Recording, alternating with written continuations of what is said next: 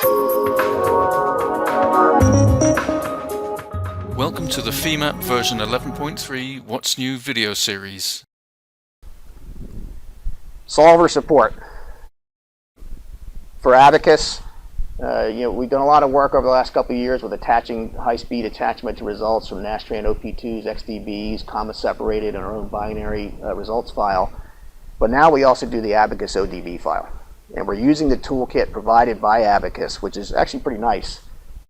First of all, it worked. It was easy to incorporate, but it also does kind of automatic versioning. If you've got an old Abaqus ODB file, their tool, when you go to attach and use their libraries to access it, automatically knows what version it is. It gives you back the right results.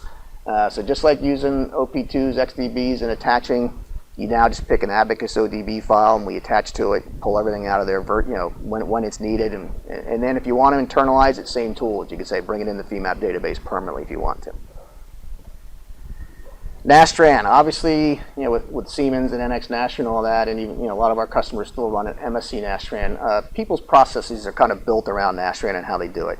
So a customer came to us, and we have these studies now. If you read in your modal run or a transient run, everything goes inside of one study. That study used to get kind of just a title, or just say modal or static study, or transient.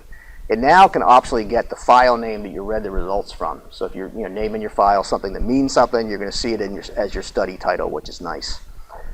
We also had a customer that their subcase IDs in Nastran obviously meant something to them. Like case 301 was a 4G pull-up, and they want to know that it's 301.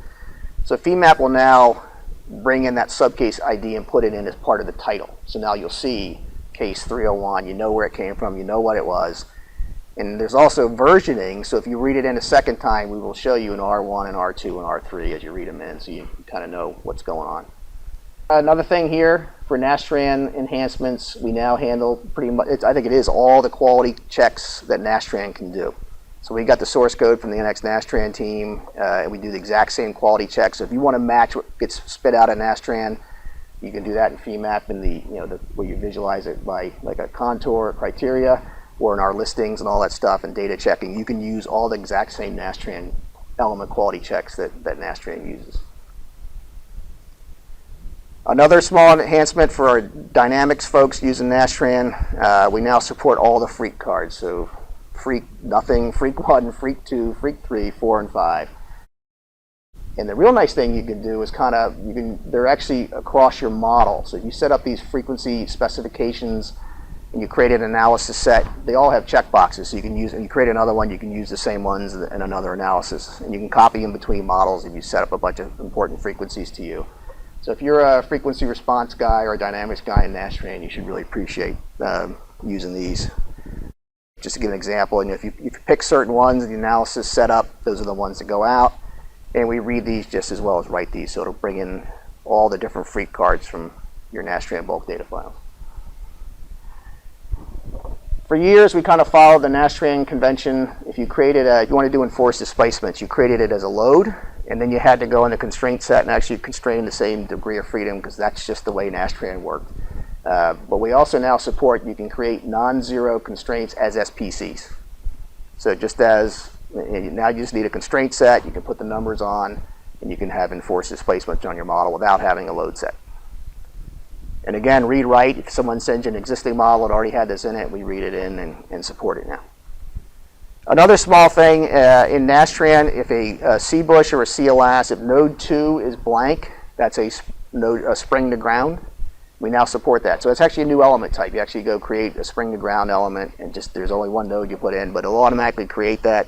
So you don't have to go create a node, constrain it, and do all that stuff. You can just do it automatically. Read-write, all that works. So it should be useful to anyone that just wants to put some stiffness into their model in certain places. And it works with the CBUSH and the CLAS. Again, a lot of our customers are running Nastran and as well as other codes. Femap can launch and run. If you have the solver available on your machine, we can actually launch and run it automatically. We took care of all that with environment variables in the past. It's getting harder and harder to even explain to people what environment variables are or where to find them in Windows to set them. So now we do it right in the GUI in Femap. You can now tell it where your ANSYS solver is. You can tell it where your Autodesk Nastran or Dyna. You tell it where it is, and you have additional command line arguments if you need to feed something in from memory or whatever you do. So then when you hit Analyze with Femap, it'll go out, find that solver, launch that, run your job. Some other small Nastran things. Within each job you set up or analysis set you set up in Femap, we actually added another command line here. We have people that want to run a different command line for every job they run, depending on how big the model is and how much memory it might need or other options. So you can now do that by job in Femap. It'll get sent over to Nastran when it runs.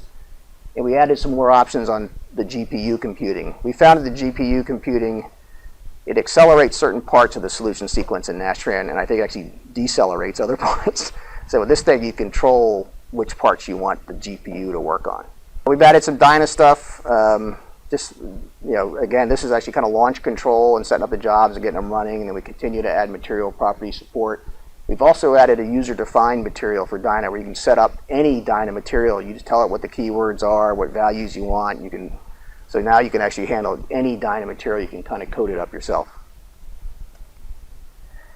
We hired a gentleman who's an ANSYS developer for a long time, and the first thing we did was we let him loose on our ANSYS interface, which kind of made sense. And he went through and found, his mind's a little more ANSYS-centric, we're a little more Nastran-centric, so he went and cleaned up a lot of stuff in the interface.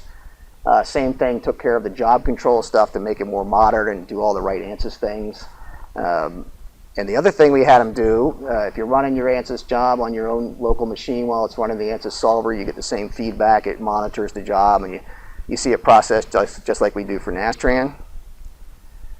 And he also was looking at element support. And he said, hey, a lot of these, we do have a lot of, the CBUSH element's real important to a lot of our customers for modeling fasteners and all types of things. ANSYS doesn't have one, but he looked at it and realized, hey, I can write out, he looked at the formulation for the CBUSH, writes it out as a matrix 27 to ANSYS. So now you could take your Nastran model and run it in ANSYS and get the exact same answers if it's got CBUSHs in it. And he did that by grabbing the stiffness data, the damping data, and filling in all the details here in the stiffness matrix. And you don't have to worry about it. It does it all for you automatically. You can now take your Nastran models and make exact ANSYS models with CBUSHs in them. And while he was in there messing with the stiffness matrices and such, we had a stiffness matrix element in Femap for like a general element. He went and updated that to match all the stuff so you could put in the big full matrix 27s into Femap and maintain them and keep them if you want to do it that way. Same thing that we did the non-zero constraints in Nastran with the SPC. He did that also for ANSYS and Abaqus. So if those exist in your model, they'll get written out correctly so that they'll run the same in ANSYS or Abaqus. And he also did the CLAS. I already told you the CLAS and the CBUSH to ground. All those are taken care of.